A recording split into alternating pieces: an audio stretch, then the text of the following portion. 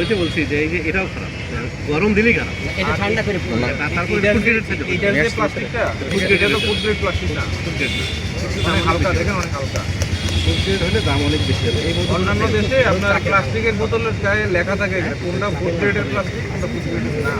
আচ্ছা, এটা ন্যাচারাল মধু না বানাইছে এই দোকানকে আপনার?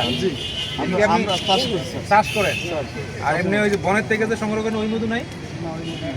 আপনি এটা তো বনের মতনই ওই রকমই, আমরা প্রাকৃতিকভাবে সংগ্রহ করছি। প্রসেস করে। মধুর একটা শুনলাম, মৌমাছির চাষ করে, প্ল্যান করে। মৌমাছির চাষে এখন অনেক জায়গায় কিন্তু মৌমাছির চা কলেজে বসাই দেওয়া হয়েছে, সেক্ষেত্রে পরিষদ থেকে যে মধুটা আসবে ইয়ে করে। আপনাকে একটা জিনিস বলি, এগুলো কি মধু? এটা কালো জিরা। কালো জিরা, কালো জিরা আমাদের কালো কালো হয় না? আচ্ছা, আমি একটা জিনিস শুধু আপনাদের বলি যে এই যে প্লাস্টিকগুলো যদি ফুড গ্রেডেড না হয় হবে না, তাহলে কিন্তু এই মধুর অ্যাক্টিভিটি থাকবে না।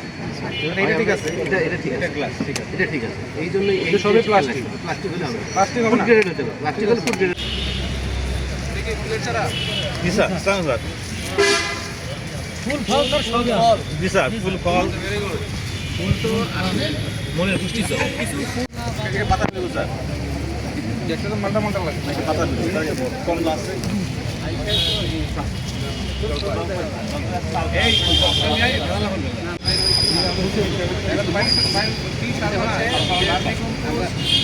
তারপরে কি কি সার বানান? আমি কম্পোস্ট আচ্ছা, এগুলো কি দিয়ে বানান বলেন তো?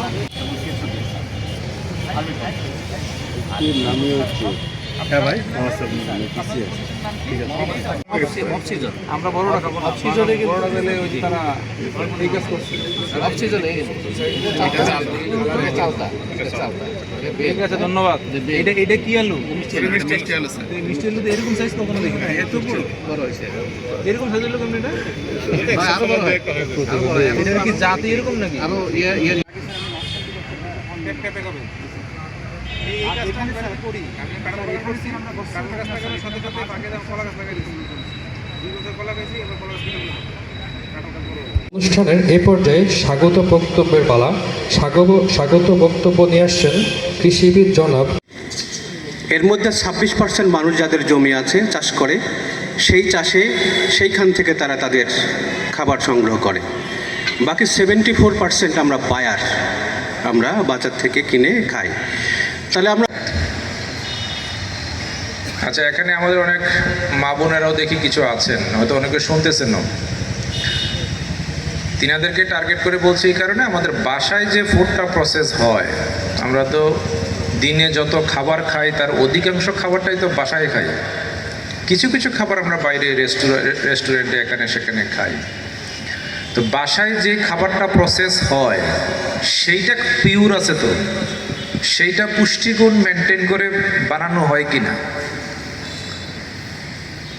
আমার পার্সোনাল অ্যাসেসমেন্ট হচ্ছে বাসায় যে খাবারটা প্রসেস করা হয় সেইটাও কিন্তু অধিকাংশ ক্ষেত্রে পুষ্টিগুণ মেনটেন করে, কিভাবে এটাকে প্রসেস করলে, রান্না করলে, প্রক্রিয়াজাত করলে শেষ করে ফেলতেছে।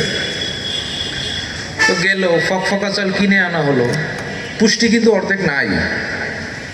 আমার এই ফকফকা চালের মেন্টালিটির কারণে দোকানদারও বুঝে গেছে, কল মালিকও বুঝে গেছে যে বাজারে এই চালের ডিমান্ড, তোমরা চালটাকে এইভাবে বানাও। এখন আনার পরে বাসায় রান্না করলো, এবার রান্না হচ্ছে কিভাবে? ভাত রান্না মানে হলো চালটাকে সিদ্ধ করা, তাই তো? আর তো কিছু না। ভাত রান্না মানে কি? চালটাকে পানি দিয়ে সিদ্ধ করা, আর তো কিছু দেয় না এটার মধ্যে। অন্য দেশে দেয়, বাংলাদেশে তো এটাই, চালটার মধ্যে নির্দিষ্ট পরিমাণ পানি দিয়ে সিদ্ধ করে, একটু পরে এটা ভাত হয়ে যাবে।